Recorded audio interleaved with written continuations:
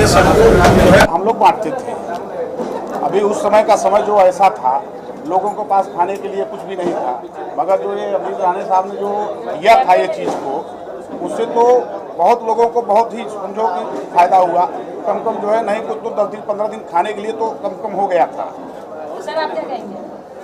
हम लोग जो है मेहनत करके अपना गोरेगांव से पूरा सामान भर करके और जगह जगह लोगों तक पहुंचाते थे।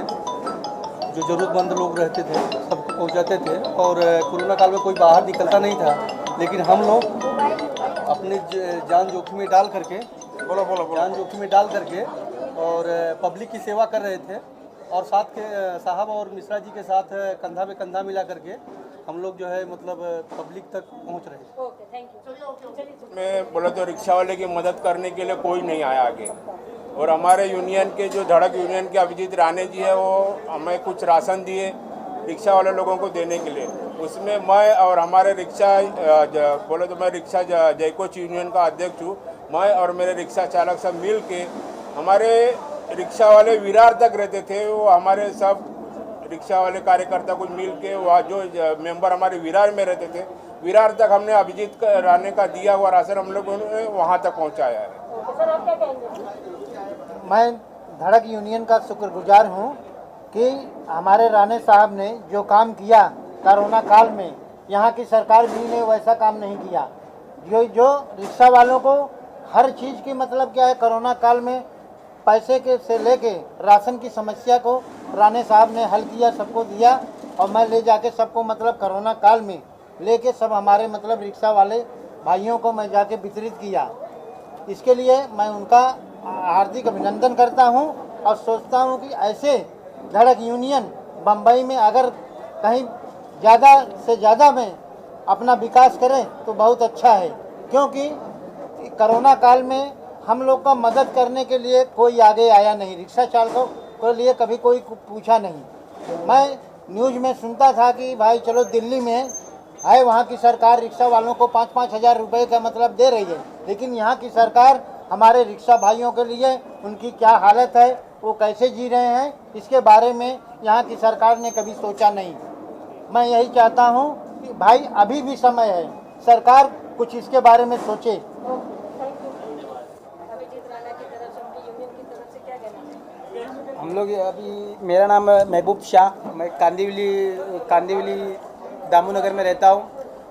दूसरी बात क्या है कि अभी मैंने कुछ अभिजीत राणे साहब को हम लोग ने मीटिंग किए, बोले ये तो हम लोग ने जो मदद की है, जैसा कि हर रास्ते में हमें पुलिस वाले रुकाते थे, डंडे मारते थे, लेकिन हमको एक ऐसा एक पेपर बना के दिया गया था कि हमने गाड़ी के आगे लगाए थे कि उसके अंदर कुछ राशन थे, चावल थे, दाल थे, तेल वगैरह, कुछ राशन के जो चीज़ें थे वो हम लोग पहुँचाते थे और उनको उनके घर तक, गली तक पहुँचा के उनके घर तक देते थे। और अपंग जो होते, जो अंधे लूंगे, जो बहरे जो होते ना अपंग लोग, उनके तक भी हम लोग ने पहुँचाए और उनके लिए तो हम लोग ने ज़्यादा कुछ किए। और दूसरी बात, अभी मैं अभिजीत राणे साहब को वो भी एक बात बताया कि अभी हम लोग रिक्शा वाले, टैक्सी वाले जो है शुरू से रिक्शा लाइसेंस बैच लेके चलाते हैं, तो हमारे लिए भी आगे कुछ सरकार से कुछ हमारे लिए भी विनती करे कि हमको, जैसा कि जो कामगार हॉस्पिटल के लिए जैसा सरकारी नौकरी के लिए होता है उनको कार्ड मिलता है, या उनको कुछ मतलब दवाखाने में उनकी फैमिली के लिए मिलता है, तो हमारे फैमिली के लिए भी हमको कुछ करे, हम रिक्शा वाले के लिए भी कुछ करें। कुछ हमने ऐसा अभिजीत राणे साहब से भी वो बात की है। और जैसा कि हमको कार्ड बना के मिले तो हमारे बाल बच्चे है, माँ है, बाप है, बीबी है, तो उनको कार्ड में कुछ 1-1 लाख रुपया कुछ होता है। जैसा कि कोई ऑपरेशन करना है तो छोटा मोटा भी 50,000 लाख रुपया होता है, तो हमको भी कुछ कम करके मिले, तो हमको भी ऐसा कार्ड मिले तो हमारा कुछ ये हो जाए ना। नहीं तो रिक्शा चलाने से किसी की कमर दुखती है, कभी किसका पैर दुखता है, तो कभी किसका पेट दुखता है, तो उनकी उम्र ऐसी निकल जाती है। तो आप लोग से भी विनती मैं बता, उन लोगों के साथ मिलकर आपने लोगों की मदद की, तो आज उन लोगों को आपने इस मंच पर सम्मानित किया है, किस तरह से ये आपने सोचा है कि हमें उन्हें सम्मानित करके उन्हें प्रोत्साहित करना चाहिए? लोगों को मदद करना, और मैं मूल रूप से आज जो कम्युनिटी को लीड करता हूँ, जो कामगार वर्ग है, उस कामगार वर्ग के जो रिक्शा चालक और मालक, एक शोषित पीड़ित वर्ग था उस समय का, उसमें धड़क ऑटो रिक्शा चालक मालक संगठन जो है, जो मुंबई शहर में लगभग 40,000 से अधिक रिक्शा वालों का नेतृत्व करता है, और बहुत कठिन समय से ये रिक्शा चालक मालक उस वक्त में गुज़र रहे थे, उस समय बहुत से हमारे साथ जुड़े हुए रिक्शा वाले चालक मालक आक्रामक थे लोगों को सेवा करने में, लोगों को सेवा देने में। और उन 10 लोगों को हमने यहाँ पर हमारे यूनियन के माध्यम से सम्मानित किया, जहाँ पर हमने उनको एक सर्टिफिकेट 3000 रुपया रोक राशि और उनको एक मोटिवेशन देने का काम किया है। मेरे साथ हमारे फैमिली के सदस्य विनोद शेलार जी, जो हमारे प्रभाग के लीडर है और मुंबई के सेक्रेटरी है। यहाँ पर मुझे लगता है कि ट्रेड यूनियन में जब हम काम करते हैं तो वर्कर्स से डायरेक्ट इमोशनल एक आपका बॉन्ड होना चाहिए। और मैं मुंबई शहर में और महाराष्ट्र में लगभग 7 लाख से अधिक वर्कर्स का नेतृत्व करता हूँ, जहाँ पर रिक्शा टैक्सी एक हमारी सेगमेंट है। संगठित असंगठित क्षेत्र में बहुत वर्कर्स आते हैं, जिसमें ये हमारी एक विंग है। और आज रिक्शा वालों का भाड़ा बढ़ाने का एक पहल सरकार ने एक अच्छा कदम उठाया है, मगर आज इस बात को भी लगभग 3 महीने हो चुके हैं।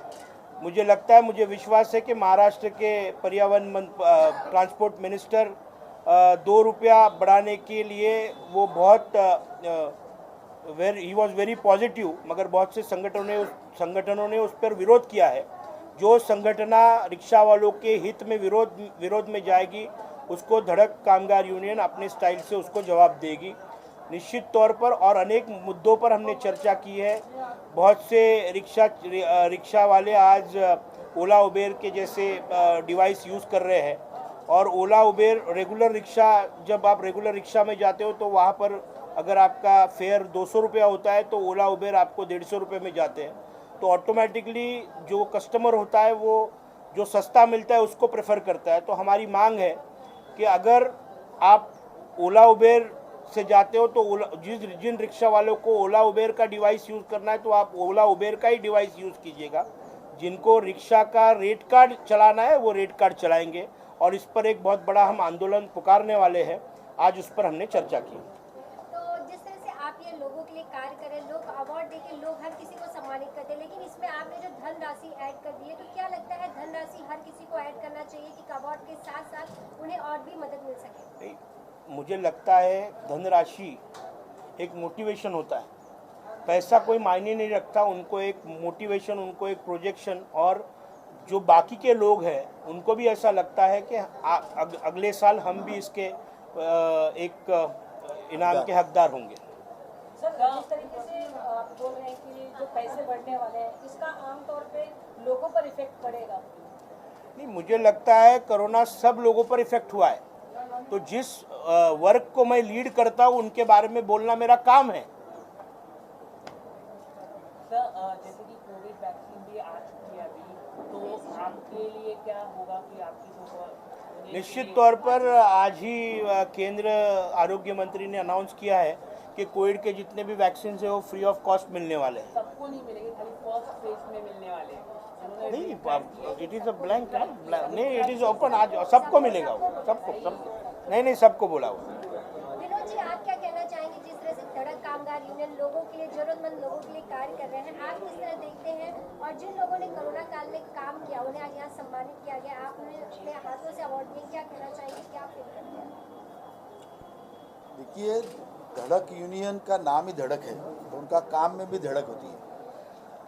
और यूनियन यानी लोगों को साथ में रखना, साथ में आगे बढ़ाना, इसका ही नाम यूनियन है।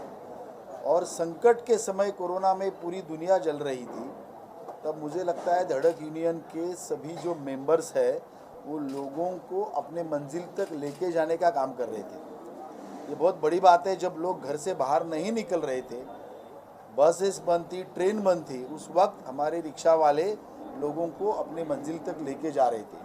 तो ऐसे लोग जो ऐसे संकट के समय लोगों के लिए आते हैं, उनकी पीठ थपथपानी चाहिए, उनको मोटिवेट करना चाहिए। मैं अभी एक भाषण देके वही आया, वहाँ पर मैंने कहा कि जो खुद के लिए जीता है वो निरंतर मरता है, जो खुद के लिए जीता है वो निरंतर मरता है, और जो लोगों के लिए मरता है वो निरंतर जीता है।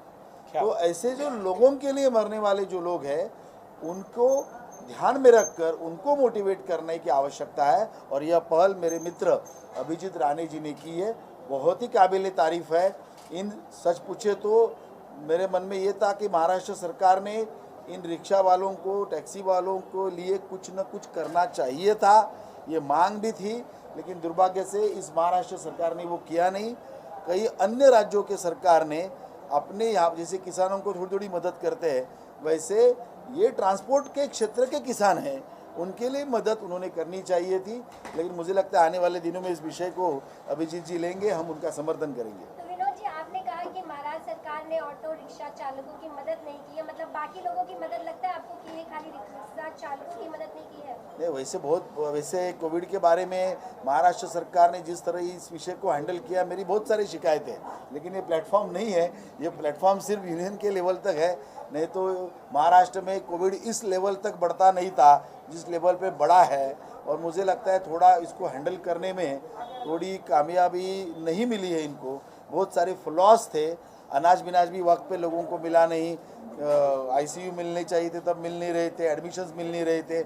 अभी तो कोविड सेंटर सब खाली के खाली पड़े हुए हैं, तो किसके लिए बनाए हैं अभी उसके विषय में मैं कभी बात करूंगा, उसमें क्या क्या हुआ वो सब एक अलग टॉपिक है। लेकिन हमारे बहुत सारे ग्रीवेंसेस महाराष्ट्र सरकार के विरोध में इस विषय के लिए है। आप क्या कहना चाहेंगे कि जिस तरह से धड़क कामगार यूनियन द्वारा पहले तो लोगों की मदद की गई, लेकिन उस दौरान जिन लोगों ने काम किया उन्हें आज सम्मानित किया जा रहा है, आप क्या कहना चाहेंगे? जरूरत था ये एक बात की, मैं आज कोरोना के तरफ में देखते हुए बहुत लोग परेशान था।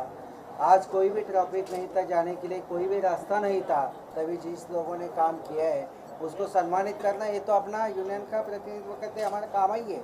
और जैसे ही धड़क कामगार ने जो कदम उठाया है वो उसको उत्तेजन देने के लिए बहुत ही अच्छा है कि उसके लिए आगे भी वो सामाजिक काम करके, सामाजिक बांधिल की अपना रख के वो जो काम करे उसको सम्मानित होना ही चाहिए। उसके लिए हम साथ में है।